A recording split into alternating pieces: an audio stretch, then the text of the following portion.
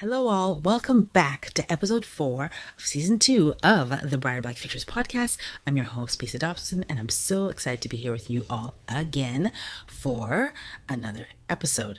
And today, our focus is turning to Breast Cancer Awareness Month, because it's that time of year. We all need to be aware because this is a condition, breast cancer, that affects too many women of color, Black women and Latino women especially. And so we're going to talk about it in depth and also have a great interview on tap with a wonderful guest who's very knowledgeable in that area. So without further ado, let's get into it. And now it's time for the upliftment segment of the show. This is the segment where I share a quote that inspires me, that I also love, that I hope will give you some inspiration and also some food for thought. And it also generally ties into the theme of today's show. And since we're focusing on breast cancer awareness, I chose a quote from the lovely Robin Roberts, who you probably know as a co-anchor of a pretty popular show called Good Morning America, and she's also a breast cancer survivor. And the quote is, "It's about focusing on the fight and not the fright." And I love this quote because it speaks to any challenge we would face as humans. So whether you are a breast cancer survivor or somebody who's just about to start your journey of fighting breast cancer or any type of cancer, whether you're talking about your school or work or a challenge in your relationships, whatever it may be, if you're going to focus on the fight, you have to focus on growing into the space and making changes and shifts and learning what you need to overcome, surmount, push through whatever it is you're facing, the obstacle you have to get past, instead of focusing on the fight, which keeps you stuck in one place and sitting in fear, and safe definitely, which is so comforting. I know about the comfort of safety for sure. I can be very risk averse in moments, but when we are able to move outside of our comfort zone, push out of being in a safe space and staying stuck in fear, we can overcome virtually any challenge we come up against. And that's why I love this quote, and I wanted to share with all of you, especially since we're focusing on breast cancer awareness. And this is a quote from a woman who survived that journey and pushed through and learned and grown from it. So again, one more time, the quote is, "It's about focusing on the fight and not the fight." And that's something we can all look to, as hard as it is maybe to execute what she's saying and speaking to. Something we can definitely do to live better and be better and face the challenges in life. And now it's time for the Black History Moment. And today I'm going to tell you about a woman who's making great contributions to research in the area of breast cancer here in Canada. And that woman is Dr. Juliette Daniel. Now, Dr. Juliette Daniel is a Barbadian-born professor in the Department of Biology and also an Associate Dean of Research and External Relations at McMaster University.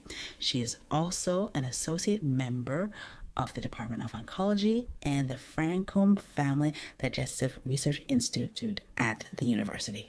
Now, Dr. Juliette Daniel is a Barbadian-born professor in the Department of Biology and also an Associate Dean of Research and External Relations in the Faculty of Science at McMaster University. She is also an associate member of the Department of Oncology and the Francombe Family Digestive Health Research Institute at McMaster. Prior to establishing her own research laboratory at McMaster University in 1999, she spent 6 years as a postdoctoral fellow in Tennessee at St. Jude's Children's Hospital and Vanderbilt University. Dr. Daniel's area of expertise is cell-to-cell adhesion and signaling through transcription factors and how their malfunction can contribute to cancer.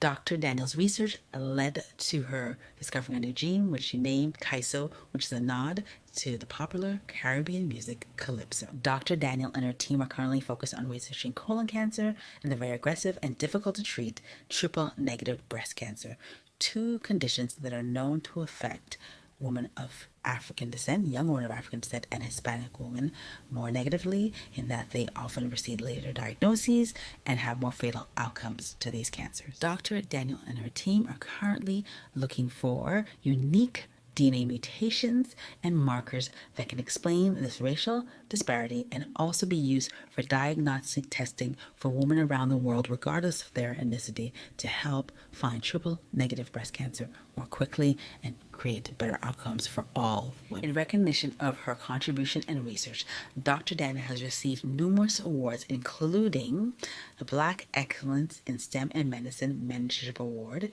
in 2022 from the Canadian Black Scientists Network, an honorary Doctor of Science degree in 2021, and a Vice Chancellorship Award in 2019 from the University of West Indies, and a WXN Canada's Most Powerful Woman Top 100 Award in 2020.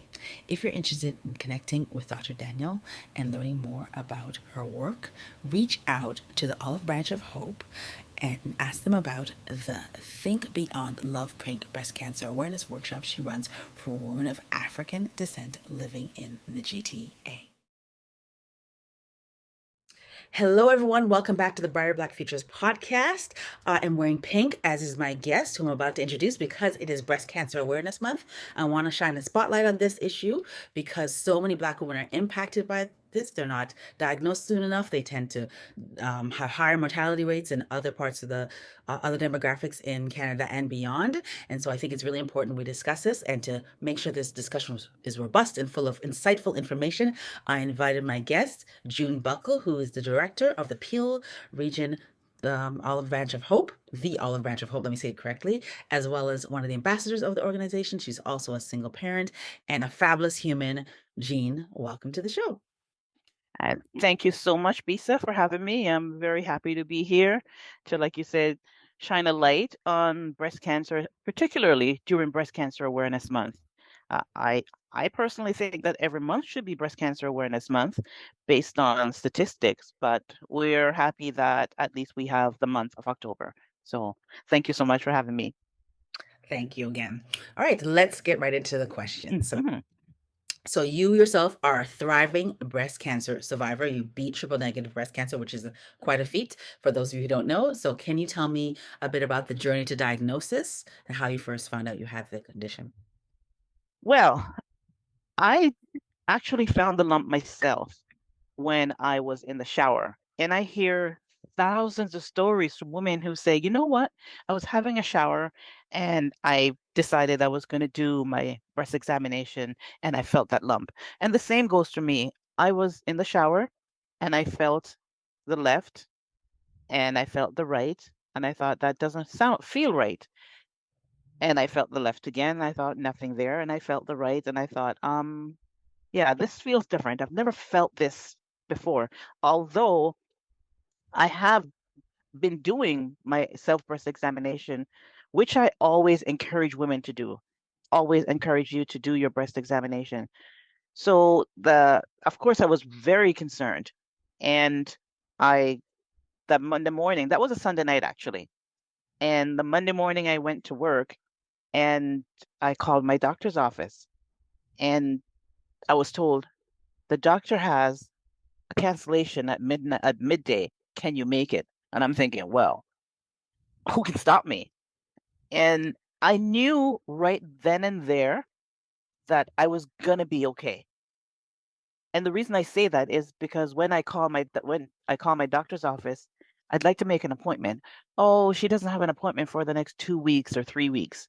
But I knew that I called her that morning and I got an appointment that morning. And I went in to see her, and she had some hesitation because I do have lumpy breast, which is one of the problems I would say in being able to spot cancer during a mammogram is if you have lumpy breast, you have to go way beyond that. And so I insisted, and I went and I did my mammogram, and of course it was confirmed that it was breast cancer. And so I just went through the whole gamut of uh, ultrasound, biopsy, uh, waiting for what seemed like eternity to start my chemotherapy, which I start my chemotherapy 2 weeks after being diagnosed. But those 2 weeks felt like 2 years because all you could think about was this thing that's inside of your body that's growing exponentially and no one's doing anything. But I was very fortunate. And the fact that we live in a country where this can happen so quickly, I am so blessed and so grateful. And so I went from doing my chemotherapy. And let me tell you something, Bisa, that chemotherapy, that first run of chemotherapy kicked my ass. Pardon for saying that, but it did. It kicked my ass. And to the point where after my First round of chemotherapy, they actually had to call the ambulance to trek me off to the hospital. And when I went into the hospital, they did X-rays and so the next morning they admitted me overnight. The next morning the doctor came to me and says, I don't know what's happening, but that chemotherapy that's been kicking your butt is really working because your tumor has shrunk to half the size From one session? from one session. Wow. And I looked at the doctor and I said, you might think it's the chemotherapy, but see, I got a doctor upstairs that I've been praying to, that my family's been praying to, that my church family's been praying to. And I said, yes, that doctor is working. But I still had to go through the chemotherapy. But my body, I was supposed to go through 8 rounds of chemotherapy. I could only handle 4. I could only handle 4. And after that, my oncologist says, let's take a break. I'm going to get you to go and you're going to do your um, surgery. I had a mastectomy. And after it tried to heal, I went and I did my radiation. And after radiation, I came back to start doing my second round of chemotherapy, which I was dreading. And I went in to see the oncologist, and they did the testing and their measurements and everything. And I walked in there, I sat in there, and he came in and he says, you don't have to do chemotherapy. And I said, what do you mean? And I'm thinking, oh my gosh, this cancer has spread so far that he's telling me that chemotherapy is not going to help me. He says, no, every single test that we have done, every single every single report and everything that we've done shows no sign of the cancer. It is gone. And when I was first diagnosed, I remember I'd said to a friend of mine, I'm only going to cry 2 times. I cried when I was first diagnosed because as a single parent, I was thinking, who's going to parent my child? And I actually bawled. And then the second time I cried was when my oncologist told me that there was no sign of like cancer that invaded my body and I am cancer free. And Okay. that was one of the best days. So I want to ask two questions. So basically, you did 4 rounds of chemo, Yep. radiation, and a mastectomy, and triple negative breast cancer is gone from your system. But the not funny, haha. The thing is, talk to your oncologist. That's why I encourage people to do. Talk to your oncologist. I thought I was asking the right questions, and I was asking some questions that I thought was right, but there wasn't a name given to the type of cancer that I had. All I knew it was that it was very invasive. It was inductal carcinoma, and it was invasive. It wasn't until the end of my treatment that I actually found out that it was triple negative breast cancer. Okay. So whatever it is, the treatment that I was on, and I've kept all my hospital notes, um, including the Red Devil that I was on. Something in my treatment, something in my belief, something in my prayer, something in anything that I was doing led to this cancer just being eradicated from my body. And for that, I am eternally grateful. It's been 11 years now that I'm breast cancer free. And I wake up every morning thankful that I am given one more chance to breathe on this earth. That's beautiful. Yeah. So it sounds like though there were challenges at the start of your treatment with the chemo, which were not great, that compared to most people's cancer journeys, because I work in the Yes. space, it's very harrowing and long. Yours was Yes. short. So what challenges have you faced on the back end? So you got through the treatment relatively easy. What challenges do you face in the rehab and the recovery period? Well, I think one of the biggest challenges I faced when I was just declared cancer free, and he says, "You don't have to come and see me as often." I felt dejected. I felt like, what am I going to do now? Who's going to take care of me? Who do I see? What's going to happen to me? It was all the what ifs, the what. Why can't I come and see you? Are you just discarding me? And for all that I've been through and being able to have that access to him because I had his phone number, I could call whenever I wanted to. And now he's telling me that I don't have to come back and see you for as often. I thought, well, what's going to happen now? So that was one of the challenges I had to face. And it was a good thing that I came across an organization that was here to give you that support, to not let you feel alone, to let you know that you're not in this fight, in this journey by yourself. And that was such a welcome opportunity for me to be able to find people who not only have gone through or are going through cancer, what more importantly, women who looked like me. And that was just one of the best things that happened. Um, for me as well, it wasn't a challenge, but I found that throughout my journey, I actually had people drawing closer to me. You know, there are some sad stories of women who've been diagnosed and their partners leave them and their friends disappear. It was the opposite for me because I never hesitated to talk about what I was going through because it wasn't my cancer, it was the cancer. I didn't want it. So I was telling everybody, I don't want this. You know, if you can pray for me, if you could do something, do it. But that was one of the things that cancer brought out in me is that I became kind of like a big mouth. There's some people that, especially in our community, that they're even afraid to say the name. And I remember I said to this one lady, if you're afraid to even say the name of that enemy, how can you fight it? How can you conquer it? You gotta meet it head on and show it who's boss. Don't let it deflate you. Don't let it take control of you. You've got to control it. And I say that to say this, that not everybody is going to have the same results, but it's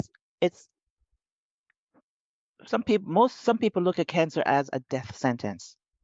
And from the very beginning, my first thought was who was going to take care of my child, and then I thought no one else is going to take care of my child. This cancer is not going to rob me of her. I'm going to beat this.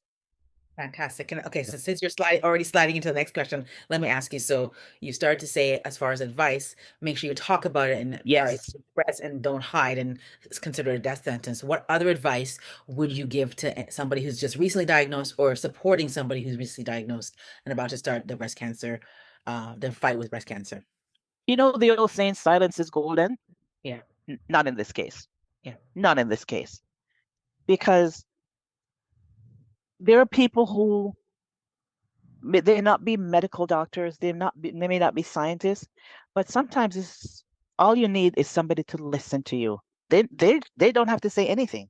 Just somebody that you can spill your guts and say how you're feeling. On the other hand, you might want to find somebody who has gone through that journey that you can talk about them. The one thing I must say, stay away from Dr. Google. Definitely. Stay away from Dr. Google. I mean, I did go to Dr. Google, but it all depends on where Dr. Google leads you to, because there are reputable sites that you can go to, like the Clinic. You can go to one of the hospitals, region of Peel, and go to their, Peel Memorial Hospital and go to the oncology site. Women's College Hospital, go to the oncology site. Those are sites that you can go to, but don't go to Dr. Google and go to Wikipedia because anybody can post in Wikipedia. And sometimes you take what they say and every word that you see there, oh my God, that's me. Oh my God, that's me. No, don't do that. So seek reputable, knowledgeable resources that can help you. Don't self-diagnose. Listen to your body. If your body, chemo takes a toll on your body. And when I was going through radiation, at first it was like, this is nothing. I don't feel anything. But after a while, it creeps up on you. So what I say is listen to your body. If you want to rest, rest. If you want to sit down and read a book, do that. Listen to your body. Talk to people. Seek seek advice from reputable people. Go to support groups. Go for a walk. Try and eat healthy. Just try and build yourself up. Don't sit back and become depressed because that's what it wants. It doesn't want somebody who's going to fight it head on. It wants somebody who's going to give up and say, well, I don't know what to do. Do all you can to fight that battle because only you can do it. Nobody else can do it. Okay, so I'm going to recap the things you said. Okay, so you said talk about it first of all, be open about it. Yes. Find a good support system. So whether it's one Yes. person, 100 people, ideally people who've been through the journey, at least some of them, so that you can Hmm. talk about the journey and learn from them. You want to make sure you're taking care of your body as well. So going out and doing self-care things, taking walks, taking time for yourself, and just making sure you're in the best space Frame mentally. of mind. Oh, yes, frame of mind. Excellent. And the last thing I think I slipped, there's something else you said. Don't go to Dr. Google unless Yes. you go to reputable sites, Yes. so hospitals or the Mayo Clinic, for example, but not just any Wikipedia, for example, because every single word you see might scare you and make you think you have it, you Hmm. don't have, or just start panicking. And again, that's going back on the whole idea of being in a positive frame of mind. So those, And just something else that's simple. Laugh. Because what cancer does, it tries to drain you. So find a good show on TV, a comedy, and laugh. Let it know that it's not going to steal your joy. Don't let cancer steal your joy. That's what I say. You know, find something that makes you happy and do it and live your best life. hard to do, but yes, It's very hard to do. It's very hard to do. it's so scary, but yes, a very good idea. If you can Yeah. stay in a positive frame of mind, you'll be in a better space. And I remember going to a conference a few years ago, discussion on exercise and cancer, and I'll never forget what the doctor said in speaking about the physical body more than mentally. He said we want patients to come to us as healthy as possible because the stronger you are, the more reserve you have because we're pushing you to the brink of death to fight. Yes.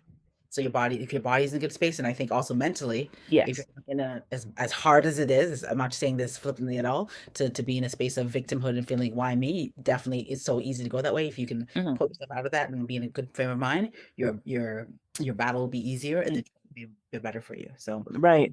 saying it totally ties in. Absolutely. Absolutely. Okay, on to the Olive Branch, which you are a representative of as a director of the region and an ambassador. So, can you tell us more about what the Olive Branch of Hope does, how the services it offers, and how somebody who is in need and wants to connect can connect with you and get the support and services the Okay. organization So offers? so the Olive Branch of Hope is a breast cancer support charity organization that in fact was started by two breast cancer survivors who at the time when they were diagnosed with breast cancer, when they went to a support group, they didn't see anybody that looked like them. When you're in the hospital waiting area, none of the brochures had people that looked like them. So they decided, listen, we need to get an organization together that helps us. And so they started that organization, the Olive Branch of Hope, about 23 years ago. Uh, they had offices in Toronto. And of course, like you said, I am the director for the Peel region, which covers Brampton, Mississauga, and Caledon. So I keep very busy. We are doing great, great stuff in the communities. The Olive Branch stands on uh, three, four, what am I going to say? So four. Pillars, foundations, pillars. Okay, the Olive Branch helps ease, which is EASE, the lives of people who are affected by breast cancer. And so E is for educate. So we try and educate not just the person, the woman, or men, because some people don't really realize that men get breast cancer. So we try and educate the women and their families and provide resources and programs to increase their awareness of the cancer and how it impacts their lives. The A is to advocate. So we advocate on behalf of those who feel that they don't have that support that they need. Right now, advocating to have the mammogram age reduced from 50 to 40, so that because we find that women are being diagnosed at later stages at earlier ages. And so we don't want to wait until 50 because cancer is not going to wait. So this is what we're doing is we're advocating for people, women, to be able to have that mammogram at 40 instead of 50. We offer support, where's the S and E's, support with group sessions, seminars, and workshops. And that's what we're in the process of doing, especially coming on Breast Cancer Awareness Month. Almost every weekend, there's something happening. And not just October, we do that throughout the year as well. And the E for empower, where we provide individuals with the tool for them to help make that decision to take control of their lives. So the olive branch of hope is here to provide an environment for women and their families to draw strength on each other, to draw strength from each other, and just an overall sisterhood, a family. That's what we want to create, and to help women in their cancer journey. So primarily, so they don't feel like they're alone. And one of the other things that I didn't mention was that we're also working with a doctor out of McMaster University in Hamilton, Dr. Juliet Daniel, and she is working on finding out everything there is to find out about triple negative breast cancer, what it is, and how we can effectively defeat this particular strain of breast cancer, which primarily affects Black women, um, Latin American women, but primarily Black women. I mean, it doesn't. There, my white sisters do get that as well, but it primarily affects Black women. So, with the research that is not happening in the mainstream, we're happy that we're able to try and get some answers as to why, who, what, where, when, and why this is primarily targeting us. Okay. Two questions based on what you just said now. I'm really interested to know because I've been to the Olive Branch of Hope sessions and I've only ever seen women. You say you also support men. Are there separate sessions for men or do they join with a woman? Which I think could be a little bit hard for a guy to be the only one in that space. So, what services do you provide for men specifically, if any? Well, we do encourage men to join in with the women. And as you already know, women are so silent about it. Can you imagine the men? So they really, really don't talk about it. But we often encourage them to come with the women, and they do feel more comfort in knowing that they have their wives or their girlfriends beside them and talk about it. Yeah, we do not right now have a group specifically for men, but we do encourage men to come because they're going through that same fight and that same battle that the woman who has breast cancer will go through. Even though a lot of men think they don't get breast cancer, but you do have breast tissue.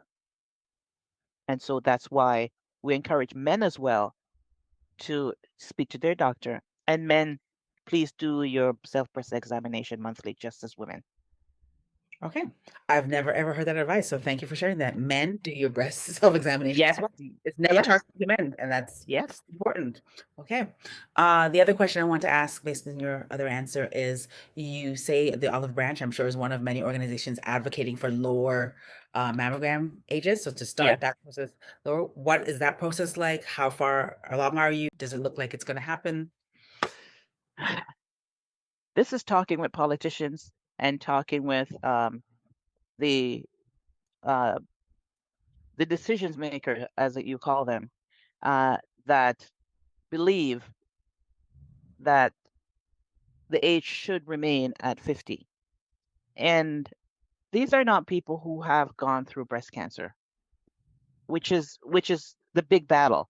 Because if you have not experienced something, I don't think you're going to be sympathetic. And that is where the battle is. We are working with other organizations trying to influence politicians to hear what we're trying to say and notice and give us the opportunity to save our lives. I mean, I was away at a conference for the Olive Branch of Hope in Italy, and you can get your mammogram. Well, I think it was at 20 years old, and I'm thinking, I believe in the U.S. the age is lower as well. So why is it that in a country like Canada that there are different provinces that you can go to that yes, their age has been lowered, but in Ontario, we still are struggling to do it before 50. And even when you go to your doctor, you probably get pushback and they'll say, well, I don't know if they're going to do it because you're not 50 years old. But I would say push and push and push because it's your body, it's your health. You're the one who is going to feel it, not anybody else. I love that, the idea of advocating. And on that, I want Yes. to add something I learned from somebody at another breast cancer presentation that I was at. A woman said when she goes into a doctor and asks, she's a breast cancer survivor, asks for a test or some kind of treatment, and they deny her. They say, write it down that I asked for it, and then put it in my file. And then suddenly she's Yes. getting the thing. So use whatever tactics you Yes. light, but firm, and make sure you ask because you are allowed to have what you ask for. Yes. It's not impossible. They can actually do it. So. Yeah, that is what we also say is when you ask for something, every time you go to the doctor and you say, "May I have this test?" and they say, "Well, no." Say, "Please put it in my file that I asked for it and you said no." And they don't want something like that in their file. And if your specific doctor can't do it, I know it's like a needle in a haystack trying to find a new doctor, but you've got to advocate. You've got to push. If you feel like you need something, just try and do something about it, especially now where breast cancer is almost like an epidemic. Every time somebody is sick, especially a woman, and you hear that somebody's passed away, it's like, oh, it was breast cancer, or she's in the hospital, or she was just diagnosed. Oh, it's breast cancer. Or I haven't seen somebody in a long time. What happened to them? Oh, she's at home fighting breast cancer. So you've got to advocate for yourself, and you've got to do your own uh, your it starts off with you doing your breast examination. Do that. Please do that. Please, women, please do that. I know that on my Instagram page, the first of every month, I put out a reminder. Do your self breast examination. Mhm. And I don't know if it helps one person, then my work is done. But I know what I went through, and I don't want another woman to go through that. All right, Jean, that's beautiful. Thank you so much for that. Before we go, one last thing. Can you tell people how they can get in touch with the Olive Branch and Hope of Hope, or even maybe your Instagram handle if you're willing to share Okay, that? so the Olive Branch of Hope is on the internet at theolivebranch.ca. And you could go there and you can connect with them through their own social media. They've got Facebook, they've got Twitter, they've got Instagram, and of course they have the office number that you can call, and they will connect you with other ambassadors, including myself, who you want to speak to. And it all starts with a phone call. Actually, it starts with you going to their website and finding that information there, and connect with us through our website, and you'll get further directions from there. So we know there's one Olive Branch of Hope in Toronto and one in the Peel region. Mhm. Um, for people who live outside of Southwestern Ontario, can you participate in the Olive Branch activities via like online services? 100%. So once you connect with the office and you exchange your information, what we do is we have monthly sessions, and one session is done the first Tuesday of every month, and that is through Zoom. So anybody can join in on that Zoom, and we cover various topics. It could be from health and nutrition to diet and exercise to maybe somebody coming and speaking about mastectomy, having a mastectomy. It could be somebody talking about um, anything at all. And it's just empowering women. And so anybody can join in on that. We have women out in Kitchener. We have women in as far as Ajax, Pickering. We have people in Hamilton. As a matter of fact, we are proud to announce that we are starting up a branch in Barbados. Wow, look at that. Yes. So we want to be far reaching. We want to be far reaching. And we have also been involved with having women in Jamaica and Barbados having um, mammograms, which was paid for by the Olive Branch, and we went there and had these women do their mammograms. Because when you're thinking about countries like Jamaica, a woman will say, well, they have the money, but am I going to use this money to do a mammogram, or am I going to use this money to feed my family? So we had the vouchers, and we invited women through um, organizations, the radio and Jamaican Cancer Society, to get the word out. And so we had women that came. We actually did 75 women were able to get a mammogram. We Okay. went to Barbados, we did the same. And so we're in the process of opening up a unit in Barbados. All right. So we're getting there. We're getting there. Well, branch of the world. So basically, because you're online, anyone anywhere in the world who can be there at the right time can show Yeah, up and participate. Okay. absolutely. Absolutely. 100%. Fantastic. Okay, repeat the website one more time just to make sure everybody got it. So it's www.theolivebranch.ca. Fantastic. All So right. Is there anything else you'd like to add? One quick line that you'd like to add? One thing you want to remind people to do to make sure they take care of themselves and lower their risk of breast cancer? you know what? The one thing that I must say is, and I'll repeat it 100 times, is do your self breast examination. If you feel something, take the steps, the necessary steps to find out what it is. It may be nothing, but do your due diligence and go to your doctor and find out what it is. And always advocate for yourself, because no one else is going to advocate for you more than you can do it for yourself. Don't let them tell you no. If you think something's wrong, push and push and push and do your best to be the best you, because you need to do it, because nobody else is going to do it for you. So Right. Thank you. Thank you so much for that. All right, Jean, thank you so much for being here today. I so appreciate you. thank you so much for having me. I really enjoyed this session. All right, we're at the end of today's episode. I hope you enjoyed the show and learned a lot from my discussion with our guest. I look forward to seeing you next time. Till then, take care and be well. Bye.